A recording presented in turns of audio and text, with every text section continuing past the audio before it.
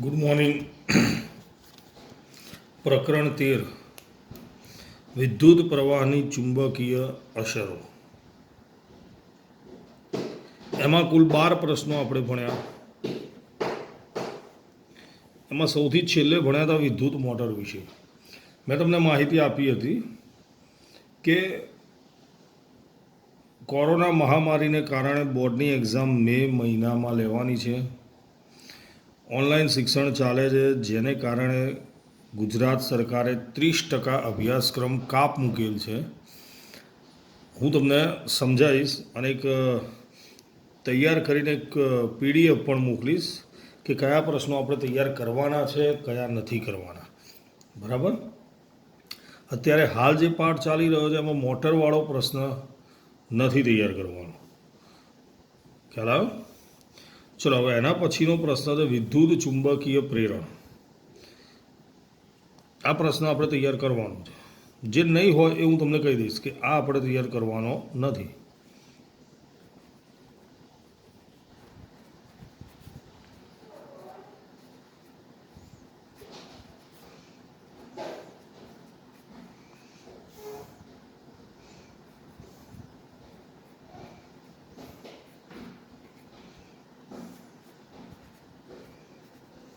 ચલો, આગળ આપણે ઓર્સ્ટેડનો પ્રયોગ ભણ્યા હતા, જેમાં ઓર્સ્ટેડ નામના વૈજ્ઞાનિકે વિદ્યુત પ્રવાહની મદદથી ચુંબકીય ક્ષેત્ર ઉત્પન્ન કર્યું.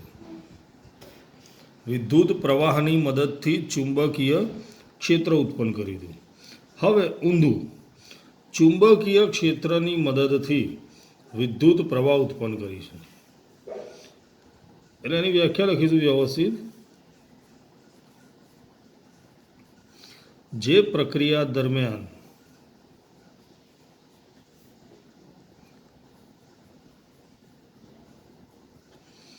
વાહકના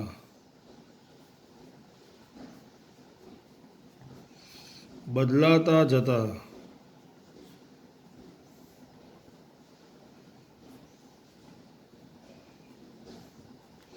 ચુંબકીય ક્ષેત્રના કારણે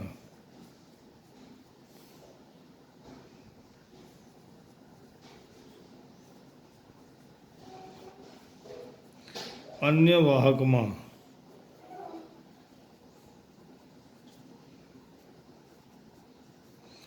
વિદ્યુત પ્રવાહ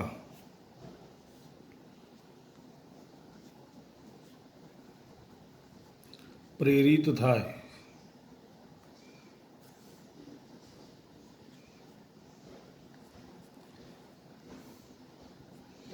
તેને પ્રેરિત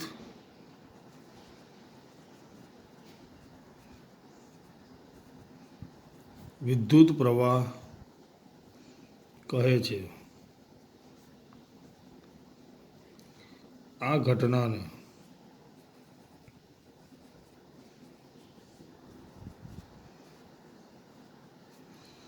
વિદ્યુત ચુંબકીય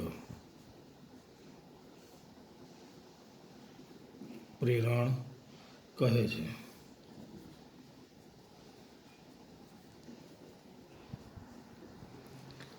તેનો અભ્યાસ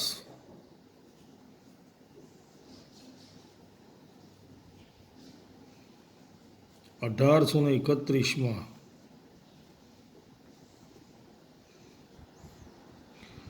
માઇકલ ફેરેડે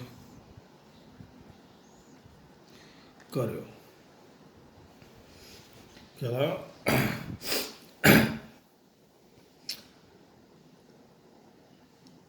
જે પ્રક્રિયા દરમિયાન વાહક બે ગૂંચળા લઈશું, બે, એકમાંથી વિદ્યુત પ્રવાહ પસાર કરીશું તો બીજા ગૂંચળામાંથી પણ વિદ્યુત પ્રવાહ પસાર થશે. સાંભળીને એવું લાગે આવું થોડી હોય, પણ થશે. કોણે કર્યો તો આનો અભ્યાસ? Michael Faraday 1831. હવે બીજા ગૂંચળામાં વિદ્યુત પ્રવાહ ઉત્પન્ન થયો કે નહીં તે આપણને કેવી રીતે ખબર પડશે? તો એના માટે શું જોઈશે? ગેલ્વેનોમીટર. શું જોઈશે? ગેલ્વેનોમીટર. એ વિદ્યુત પ્રવાહની હાજરી દર્શાવે છે. શેની વાત કરીએ છીએ આપણે? ગેલ્વેનોમીટર.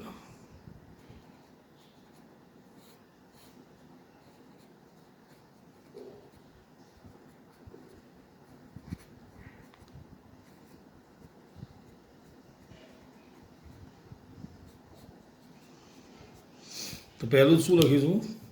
ગેલ્વેનોમીટર એ વિદ્યુત પ્રવાહની હાજરી દર્શાવે છે.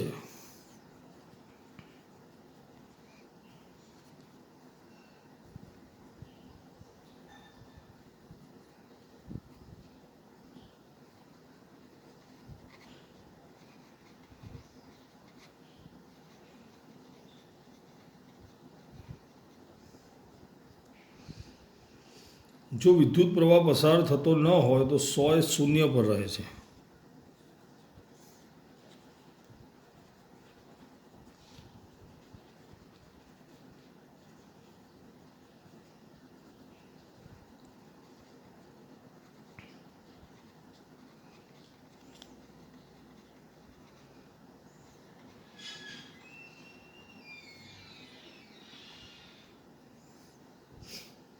જ્યારે વિદ્યુત પ્રવાહ પસાર થતો હોય તો પ્રવાહની દિશાને આધારે શૂન્યની ડાબી અથવા જમણી બાજુ જાય છે.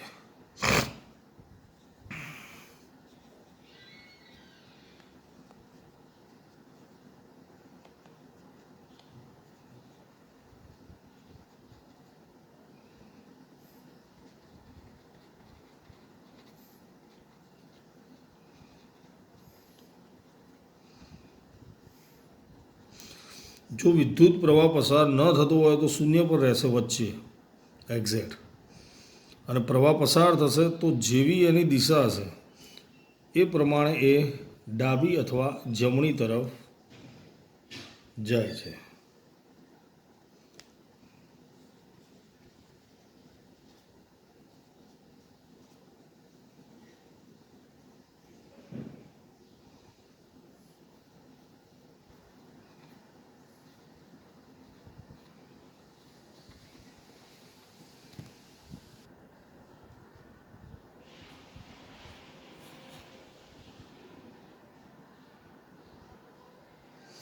ચલો હવે આવશે, આપણે ભણીએ વિદ્યુત પ્રેરણ.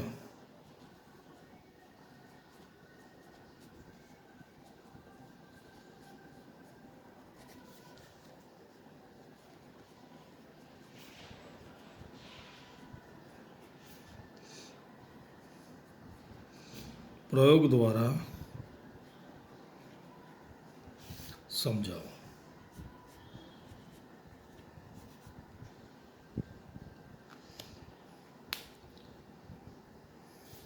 ચલો પહેલાં કીધું છે આકૃતિમાં દર્શાવ્યા મુજબ તારના બે ગૂંચળા લો.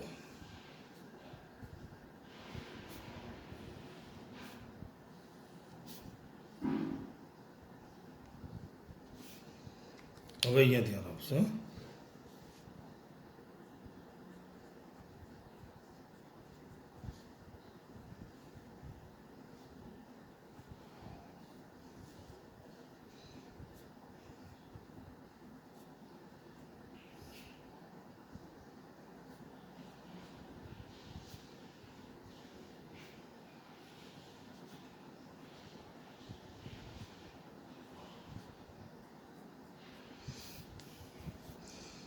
અને નામ આપે ગૂંચળું 1.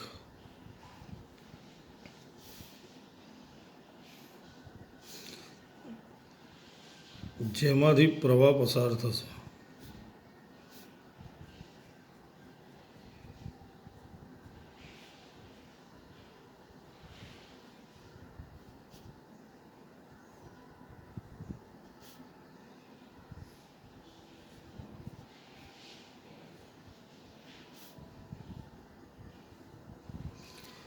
ગૂંચળું 2 જેની સાથે જોડ્યું છે ગેલ્વેનોમીટર. ચલા જે વિદ્યુત પ્રવાહની હાજરી દર્શાવશે. ચલો હવે આનો જવાબ લખીએ.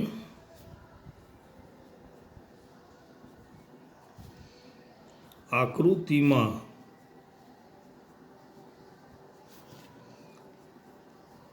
દર્શાવ્યા મુજબ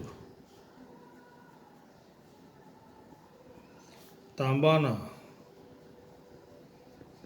તારના બે ગૂંચળા લો,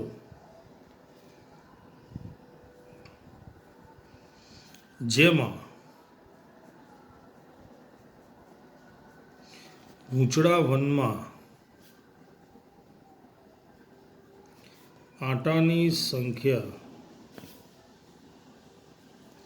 વધુ અને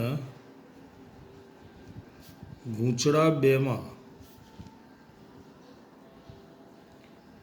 આટાની સંખ્યા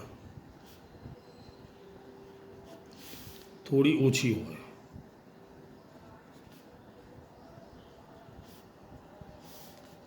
ખ્યાલ? આમાં આટાની સંખ્યા વધારે, આમાં ઓછી. ચલો, આ તો સમજ પડી ગઈ. હવે ગૂંચળા એકને બેટરી સાથે અને ગૂંચળા બેને ગેલ્વેનોમીટર સાથે જોડો.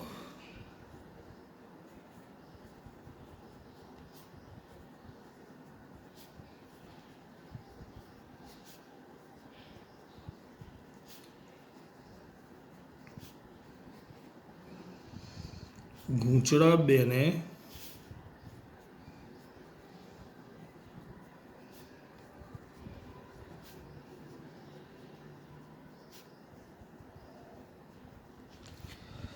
ગેલ્વેનોમીટર એ શું છે ફરીથી યાદ કરીએ. ગેલ્વેનોમીટર એ વિદ્યુત પ્રવાહની હાજરી દર્શાવે છે, વિદ્યુત પ્રવાહનું મૂલ્ય નહીં દર્શાવે. કેટલા એમ્પિયર પ્રવાહ પસાર થાય છે આની મદદથી નહીં જાણી શકાય. એના માટે એ મીટર જોડવું પડશે. આ ફક્ત દર્શાવશે કે પ્રવાહ ઉત્પન્ન થયો કે નહીં. ખ્યાલ આવી ગયો? ચલો, હવે ગૂંચળા એકમાં કળ ચાલુ કરતા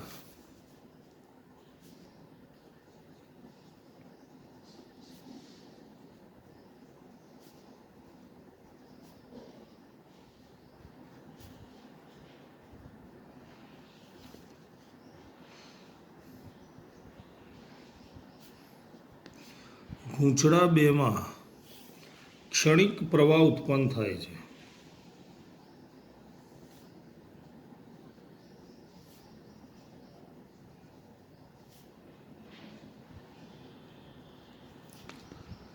જેથી સોયનું એક દિશામાં આવર્તન થાય છે.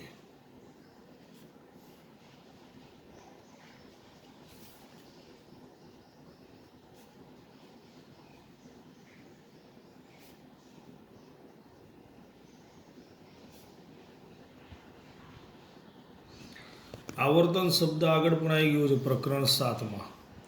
આવર્તનનો મતલબ થશે હલનચલન થાય છે, જે શું દર્શાવે છે? વિદ્યુત સ્થિતિમાનનો તફાવત.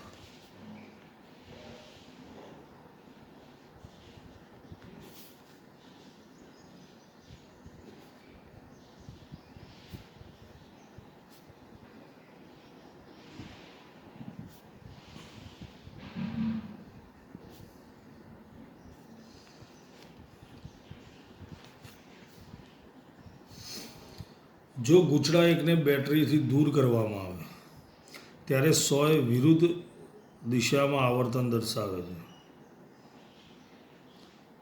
એટલે કે ગૂંચળા બેમાં વિદ્યુત પ્રવાહ વિરુદ્ધ દિશામાં વહે છે.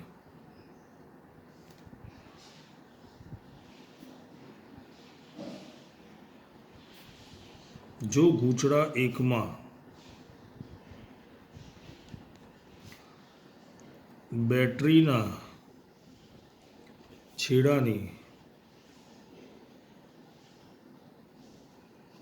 અદલાબદલી કરવામાં આવે ત્યારે સોય વિરુદ્ધ દિશામાં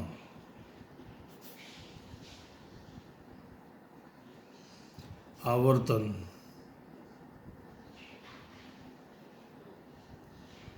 દર્શાવે છે. એટલે કે ગૂંચળા બેમાં વિદ્યુત પ્રવાહ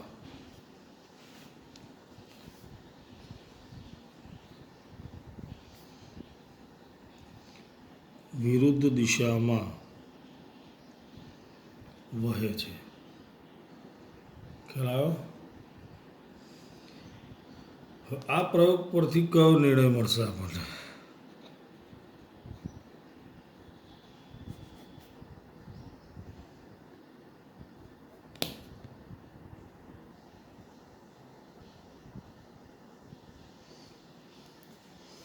ગૂંચળા એકમના ચુંબકીય ક્ષેત્રમાં ફેરફાર કરી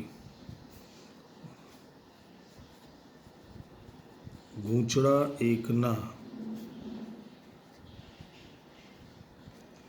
ચુંબકીય ક્ષેત્રમાં ફેરફાર કરી ગૂંચળા બેમાં પ્રવાહ પ્રેરિત કરી શકાય છે. મતલબ શું થશે આનો? ગૂંચળા એકમાં વિદ્યુત પ્રવાહ પસાર કરીશું તો ગૂંચળા બેમાં પ્રેરિત વિદ્યુત પ્રવાહ મળે છે. ખ્યાલ આવી ગયો? વિદ્યુત પ્રવાહ ત્યારે જ મળે જ્યારે વિદ્યુત સ્થિતિમાનનો તફાવત મળે. એટલે આગળનો પ્રશ્ન છે, પ્રેરિત વિદ્યુત સ્થિતિમાનનો તફાવત એટલે શું?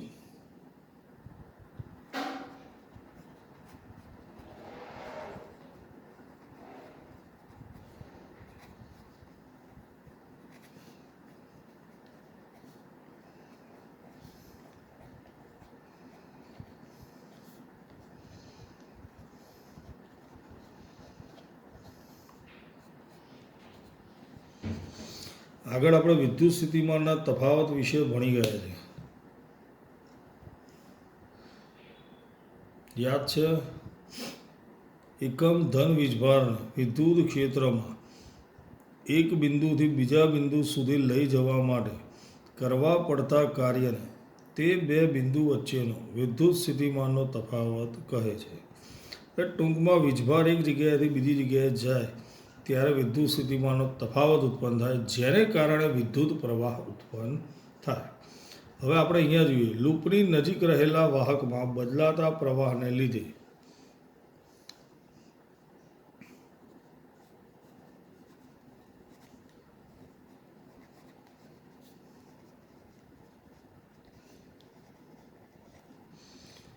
લૂપની નજીક રહેલા વાહકમાં બદલાતા પ્રવાહને લીધે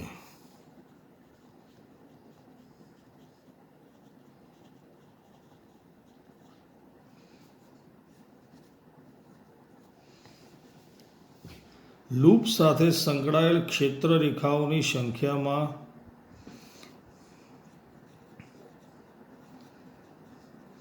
લૂપ સાથે સંકળાયેલ ક્ષેત્ર રેખાઓની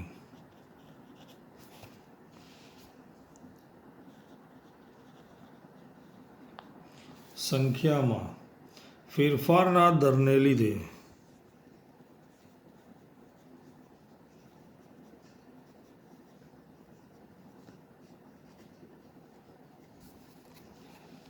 લૂપની અંદર વિદ્યુત સ્થિતિમાનનો તફાવત ઉદ્ભવે છે.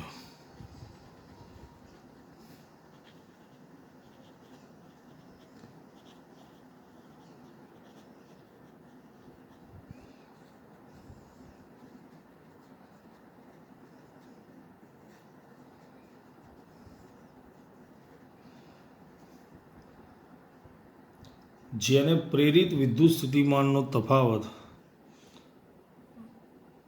ઉત્પન્ન થાય છે.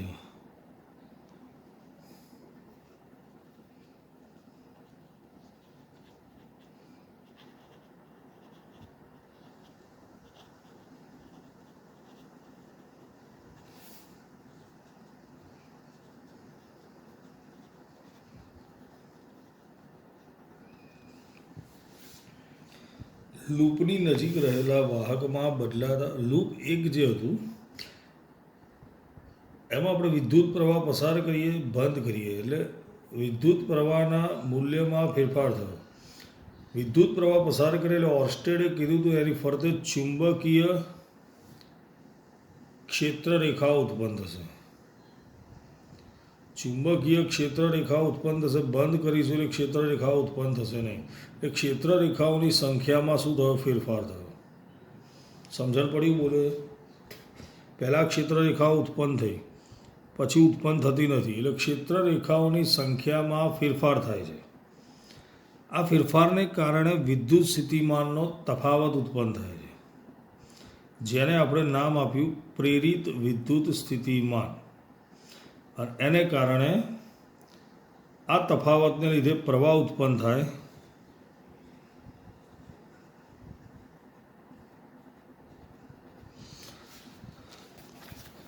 આ તફાવતને લીધે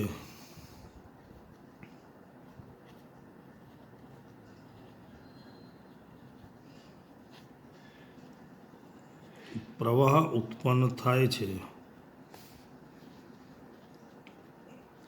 જેને પ્રેરિત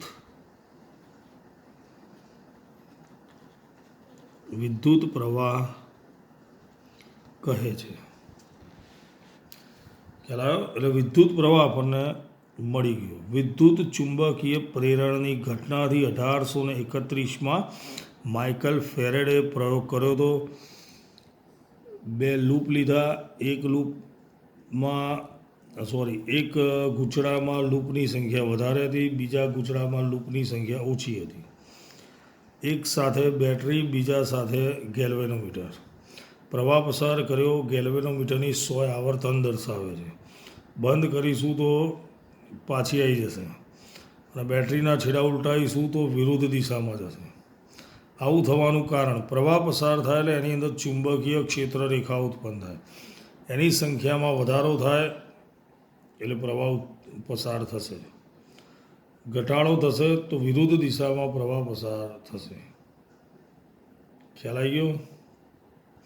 જો ગૂંચળાની ગતિની દિશા અને ચુંબકીય ક્ષેત્રને લંબ હોય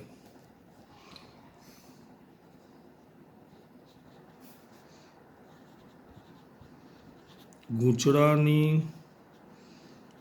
ગતિની દિશા ચુંબકીય ક્ષેત્રને લંબ હોય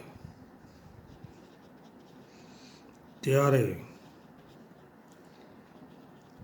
પ્રેરિત વિદ્યુત પ્રવાહ મહત્તમ મળે છે. ટૂંકમાં પ્રેરિત વિદ્યુત પ્રવાહ સૌથી વધારે ક્યારે મળે? જ્યારે ગૂંચળાની ગતિની દિશા ચુંબકીય ક્ષેત્રની દિશાને લંબ હોય. હવે આપણે શોધવાની છે પ્રેરિત વિદ્યુત પ્રવાહની દિશા.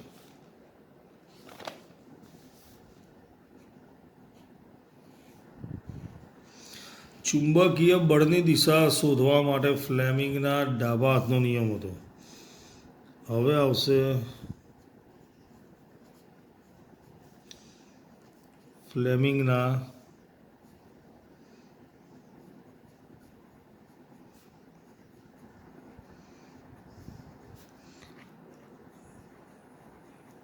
જમણા હાથનો નિયમ.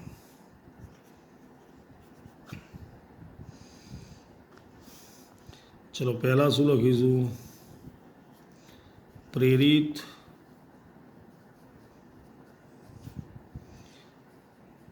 વિદ્યુત પ્રવાહની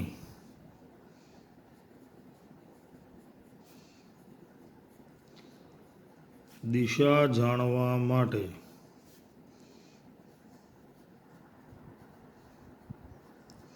ફ્લેમિંગના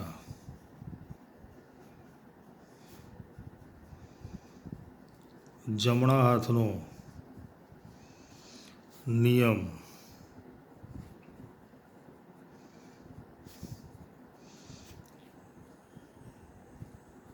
ઉપયોગમાં લેવાય છે.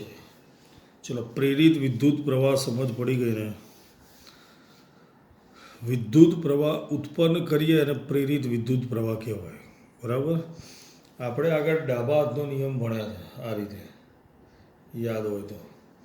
અંગૂઠો પહેલી આંગળી, બીજી આંગળી, ચુંબકીય ક્ષેત્ર, વિદ્યુત પ્રવાહ અને ચુંબકીય બળ. એવી રીતે હવે આવશે જમણા હાથનો નિયમ.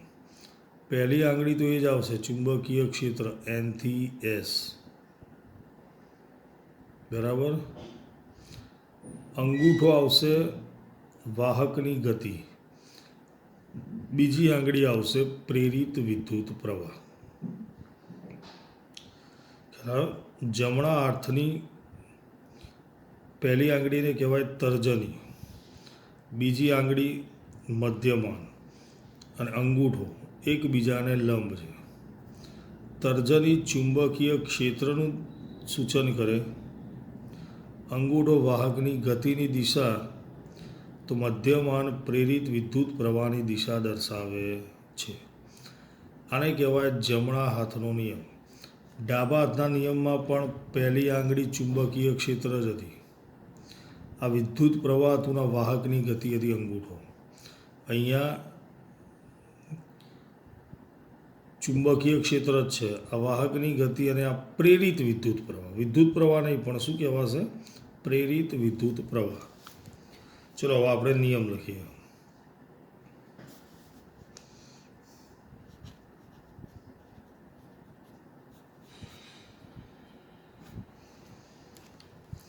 જમણા હાથની તર્જની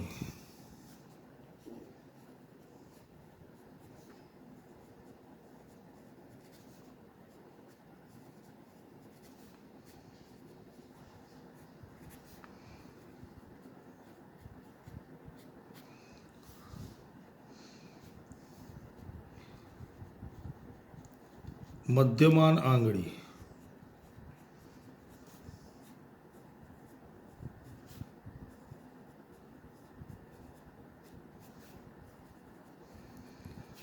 અને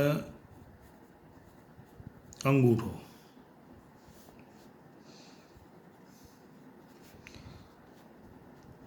એવી રીતે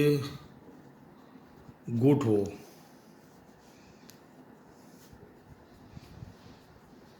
કે ત્રણે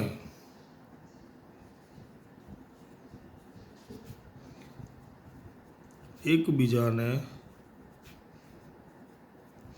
લંબ રહે. જો તર્જની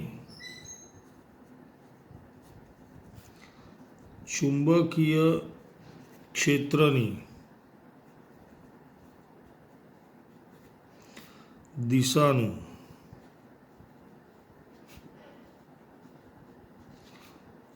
સૂચન કરતી હોય તથા અંગૂઠો વાહકની ગતિની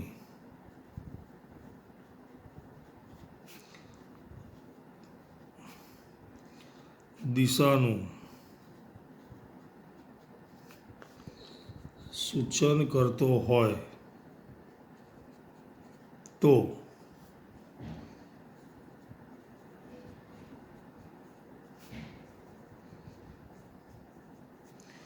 મધ્યમાન આંગળી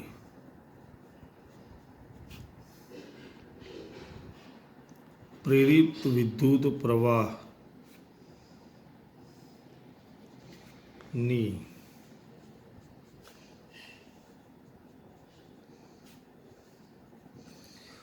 દિશા દર્શાવે છે.